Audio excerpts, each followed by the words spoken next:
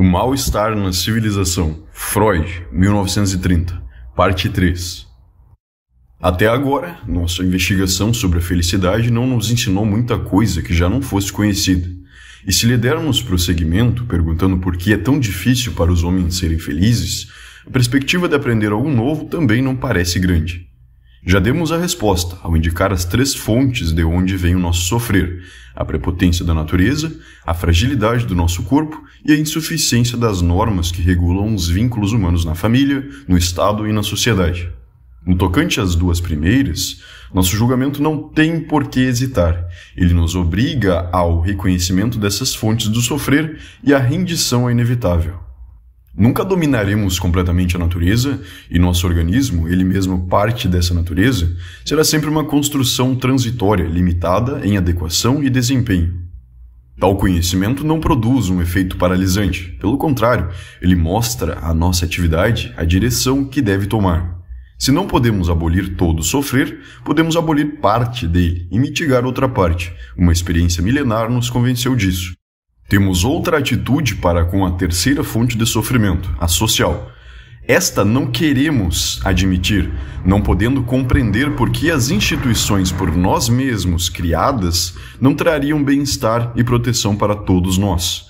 Contudo, se lembrarmos como fracassamos justamente nessa parte da prevenção do sofrimento, nasce a suspeita de que aí se esconderia um quê da natureza indomável, desta vez da nossa própria constituição psíquica. Começando a nos ocupar dessa possibilidade, deparamos com uma afirmação tão espantosa que é preciso nos determos nela. Ela diz que boa parte da culpa por nossa miséria vem do que é chamado de nossa civilização. Seríamos bem mais felizes se a abandonássemos e retrocedêssemos a condições primitivas. A asserção me parece espantosa porque é fato estabelecido, como quer que se defina o conceito de civilização, que tudo aquilo com que nos protegemos da ameaça das fontes do sofrer é parte da civilização. Como é que tantas pessoas chegam a partilhar esse ponto de vista de surpreendente hostilidade à civilização? Acho que uma profunda, duradoura insatisfação com o estado civilizacional existente preparou o solo no qual, em determinadas ocasiões históricas, formou-se uma condenação. Acredito reconhecer a última e a penúltima dessas ocasiões. Não sou erudito o bastante para seguir o seu encadeamento muito longe na história da humanidade. Um fator assim, hostil à civilização, já deveria estar presente na vitória do cristianismo sobre as religiões pagãs. Estava ligado à depreciação da vida terrena, efetuada pela doutrina cristã.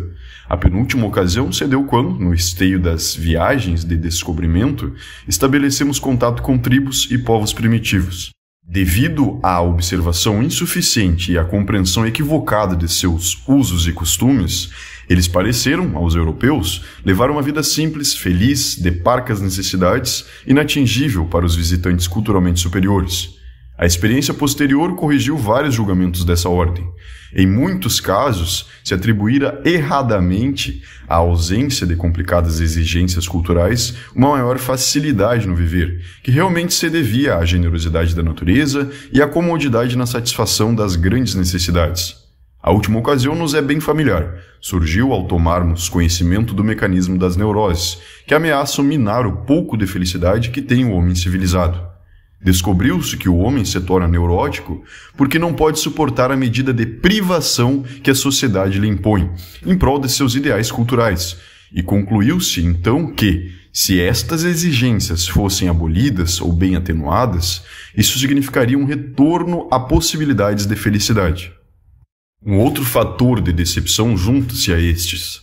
Nas últimas gerações, a humanidade fez progressos extraordinários nas ciências naturais e em sua aplicação técnica, consolidando o domínio sobre a natureza de um modo antes inimaginável.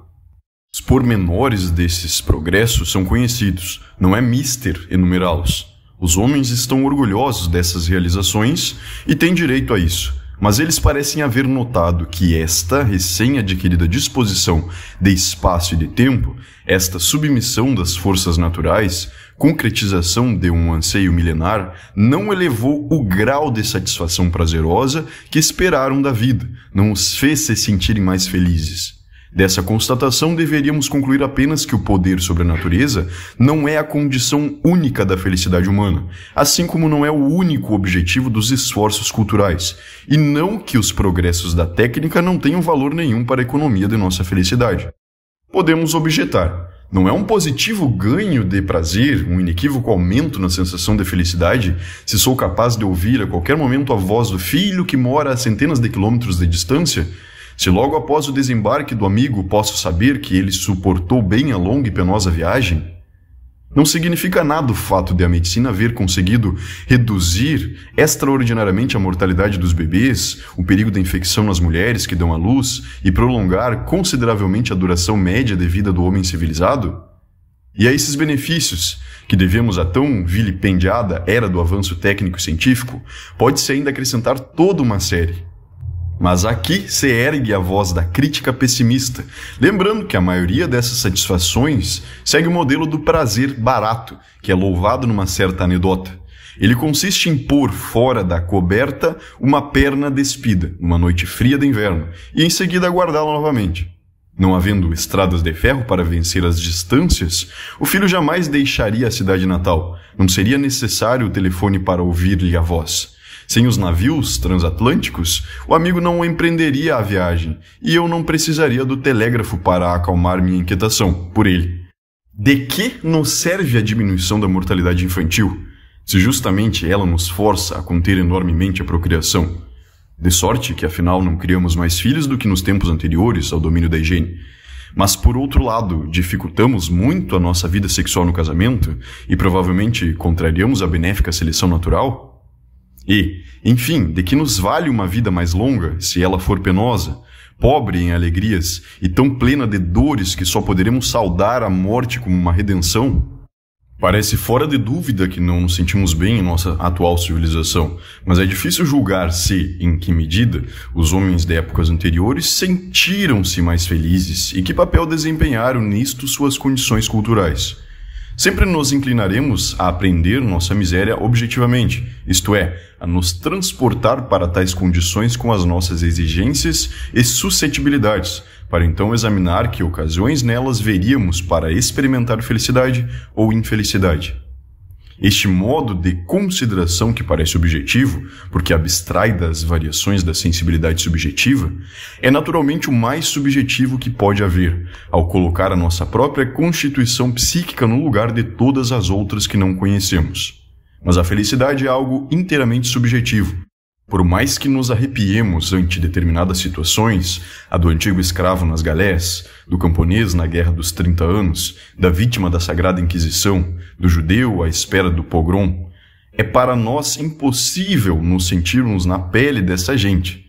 Intuir as mudanças que o torpor original, o gradual entorpecimento, a cessação de expectativas, as maneiras mais finas e mais grosseiras de narcotização provocaram na suscetibilidade para as sensações de prazer e desprazer. Na possibilidade de dor extrema, também passam a agir dispositivos psíquicos especiais de proteção. Não me parece fecundo levar adiante esse aspecto do problema. É hora de nos voltarmos para a essência desta civilização, cujo valor para a felicidade é posto em dúvida. Não vamos requerer uma fórmula que expresse tal essência em poucas palavras, antes mesmo que nossa investigação nos ensine algo. Basta-nos, então, repetir que a palavra civilização designa a inteira soma das realizações e instituições que afastam a nossa vida daquela de nossos antepassados animais, e que servem para dois fins: a proteção do homem contra a natureza e a regulamentação dos vínculos dos homens entre si. Para maior clareza, vamos reunir os traços característicos da civilização, tal como se apresentam nas sociedades humanas. Nisso não hesitaremos em nos deixar guiar pelo uso corrente da língua, ou, como também se diz, pelo sentimento da língua, confiando em que assim faremos justiça a instituições que ainda se furtam à expressão em palavras abstratas.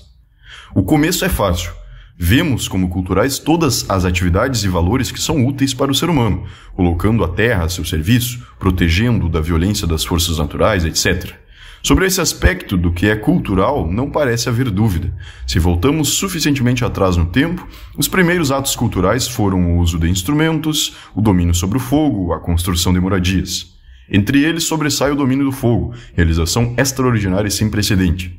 Com os outros, o homem iniciou caminhos que desde então nunca deixou de seguir, e cujo estímulo primordial não é difícil imaginar. Com todos os seus instrumentos, ele aperfeiçoa os seus órgãos, tanto motores como sensoriais, ou elimina os obstáculos para o desempenho deles. Os motores lhe colocam à disposição imensas energias, que tal como seus músculos ele pode empregar em qualquer direção. Os navios e os aviões não deixam que a água e o ar lhe impeçam a movimentação.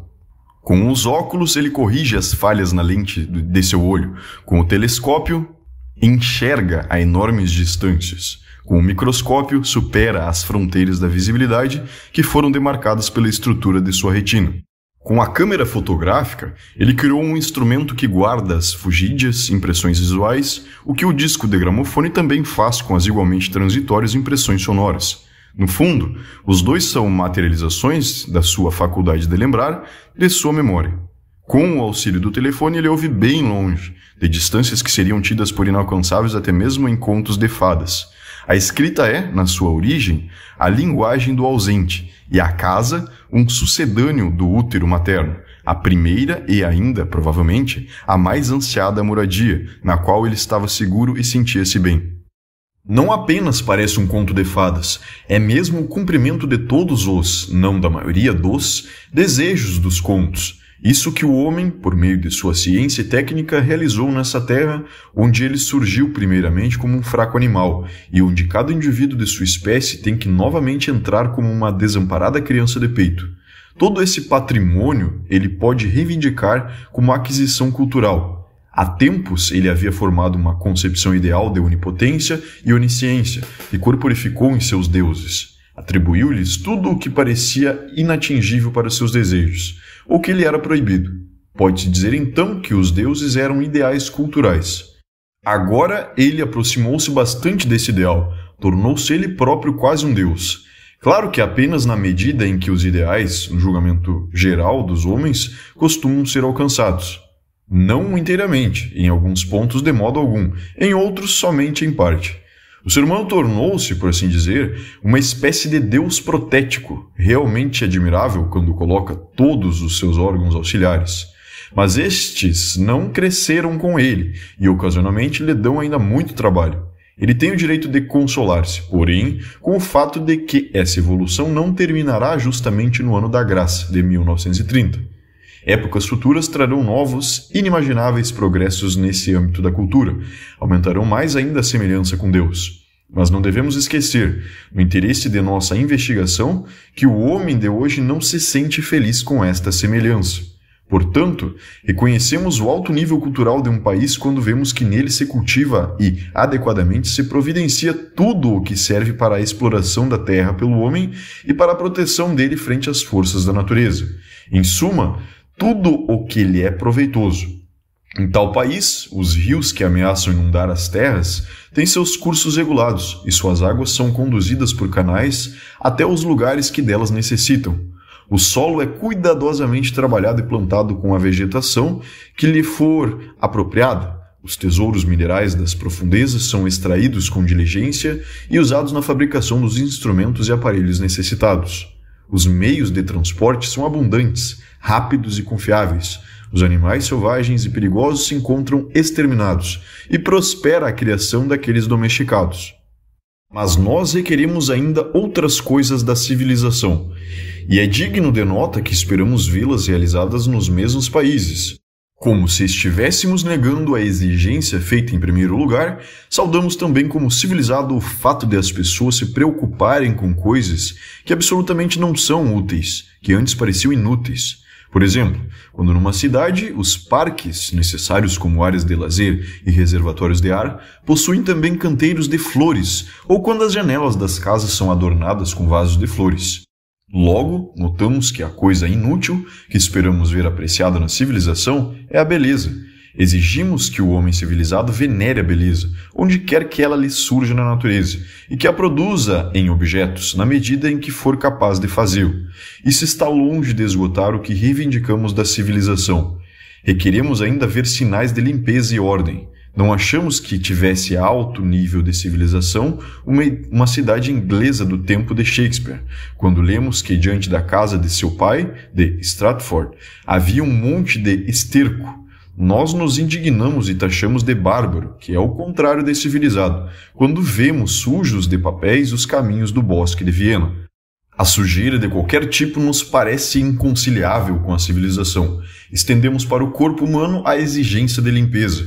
Ouvimos espantados que a pessoa de Roy Soleil exalava um cheiro péssimo, e balançamos a cabeça quando, na Isola Bella, mostram-nos a pequenina bacia que Napoleão usava no toilette matinal.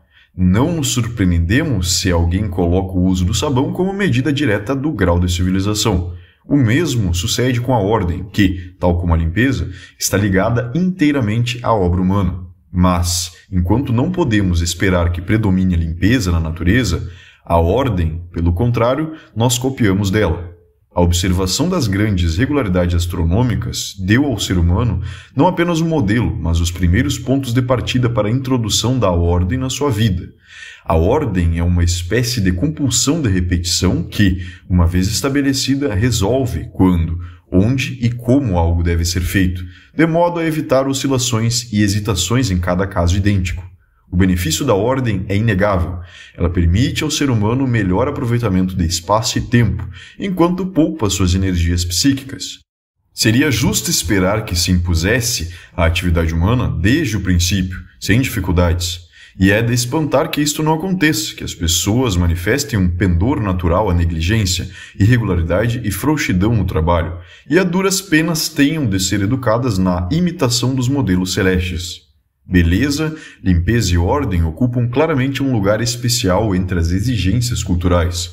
Ninguém dirá que elas são importantes para a vida como o domínio das forças naturais e outros fatores que ainda veremos, mas ninguém as porá em segundo plano, como coisas acessórias.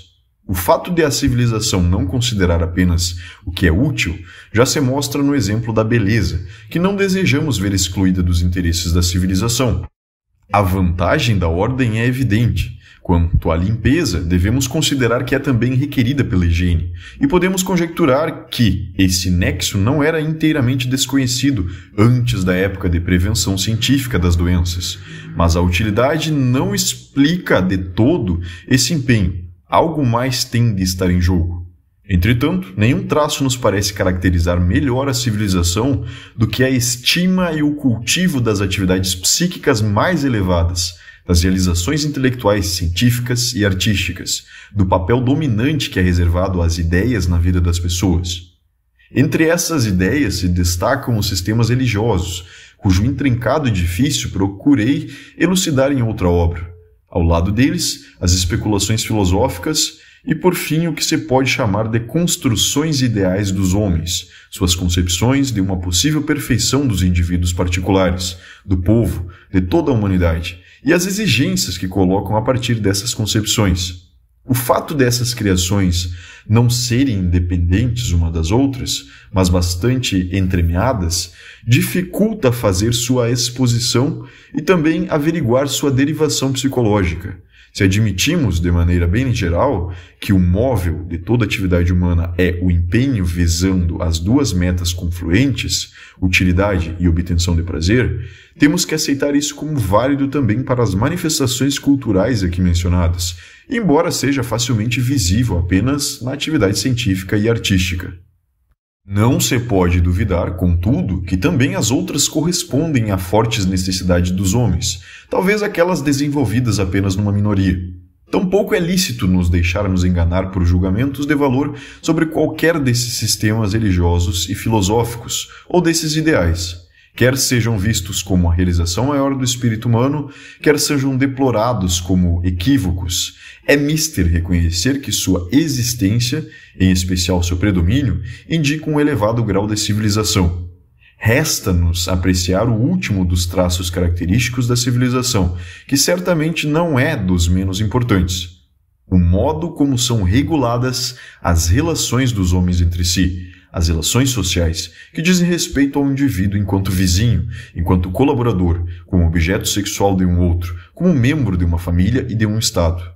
Aqui se torna bem difícil manter-se livre de determinadas exigências ideais e aprender o que é mesmo cultural. Talvez possamos começar afirmando que o elemento cultural se apresentaria como a primeira tentativa de regulamentar essas relações.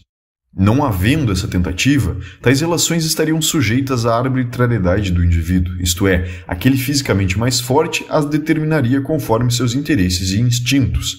Nada mudaria caso esse mais forte encontrasse alguém ainda mais forte. A vida humana em comum se torna possível apenas quando há uma maioria que é mais forte que qualquer indivíduo e se conserva diante de qualquer indivíduo. Então o poder dessa comunidade se estabelece como direito, em oposição ao poder do indivíduo, condenado como força bruta. Tal substituição do poder do indivíduo pelo da comunidade é o passo cultural decisivo. Sua essência está em que os membros da comunidade se limitam quanto às possibilidades de gratificação, ao passo que o indivíduo não conhecia tal limite. Portanto, a exigência cultural seguinte é a da justiça, isto é, a garantia de que a ordem legal que uma vez se colocou não será violada em prol de um indivíduo. Não é julgado aqui o valor ético desse direito. O curso posterior da evolução cultural tende a tornar esse direito não mais a expressão da vontade de uma pequena comunidade, casta, camada da população, tribo, que novamente age como um indivíduo violento face a outros grupos talvez mais numerosos desse tipo. O resultado final deve ser um direito para o qual todos, ao menos todos os capazes de viver em comunidade, contribuem com o sacrifício de seus instintos e que não permite, de novo com a mesma exceção, que ninguém se torne vítima da força bruta. A liberdade individual não é um bem cultural. Ela era maior antes de qualquer civilização, mas geralmente era sem valor porque o indivíduo mal tinha condição de defendê-la.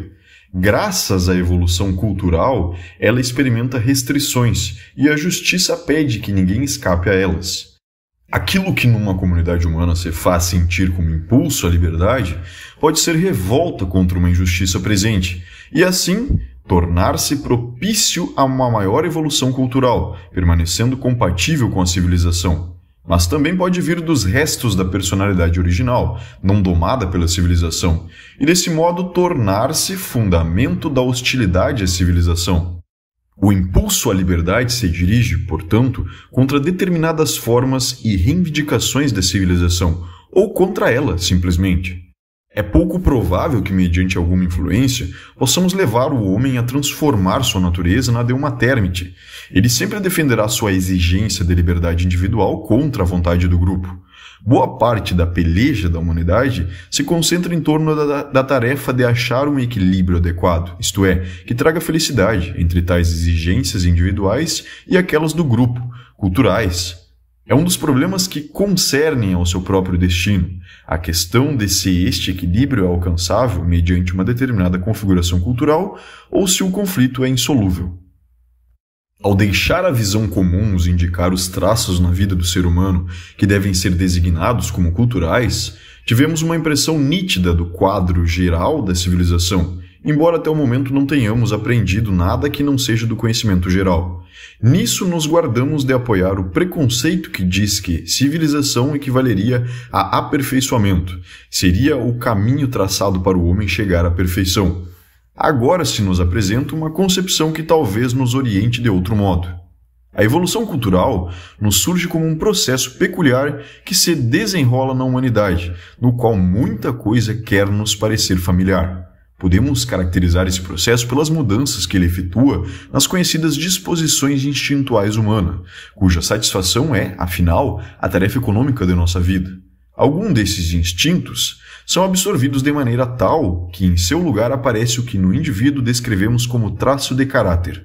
O mais notável exemplo desse fato achamos no erotismo anal da criança.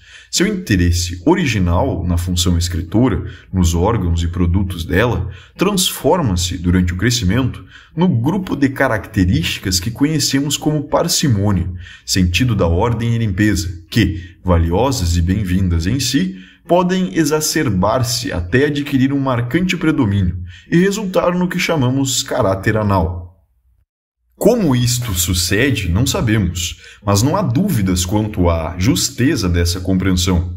Ora, vimos que ordem e limpeza são exigências essenciais da civilização, embora sua necessidade para a vida não salte aos olhos, e tampouco sua adequação como fontes de prazer. Neste ponto, a semelhança entre o processo de civilização e o desenvolvimento libidinal do indivíduo tinha que fazer-se evidente para nós. Outros instintos são levados a deslocar, a situar em outras vias as condições de sua satisfação, o que, na maioria dos casos, coincide com a nossa familiar sublimação das metas instintuais, e, em outros, se diferencia dela. A sublimação do instinto é um traço bastante saliente da evolução cultural. Ela torna possível que atividades psíquicas mais elevadas, científicas, artísticas, ideológicas, tenham um papel tão significativo na vida civilizada. Cedendo à primeira impressão, seríamos tentados a dizer que a sublimação é o destino imposto ao instinto pela civilização. É melhor refletirmos mais sobre isso. Porém, em terceiro lugar, enfim, e isto parece ser o mais importante, é impossível não ver em que medida a civilização é construída sobre a renúncia instintual, o quanto ela pressupõe justamente a não satisfação, supressão, repressão ou o que mais, de instintos poderosos. Essa frustração cultural domina o largo âmbito dos vínculos sociais entre os homens. Já sabemos que é a causa da hostilidade que todas as culturas tendem a combater. Ela também colocará sérias exigências ao nosso trabalho científico. Aí teremos muito o que esclarecer. Não é fácil compreender como se torna possível privar um instinto de satisfação. É algo que tem seus perigos. Se não for compensado economicamente, podem-se esperar graves distúrbios. Porém, se quisermos saber que valor pode reivindicar nossa concepção do desenvolvimento cultural como um processo peculiar, comparável à maturação normal do indivíduo, teremos de atacar um outro problema, perguntando-nos acerca das influências a que esta evolução cultural deve sua origem, como nasceu e o que determinou seu curso.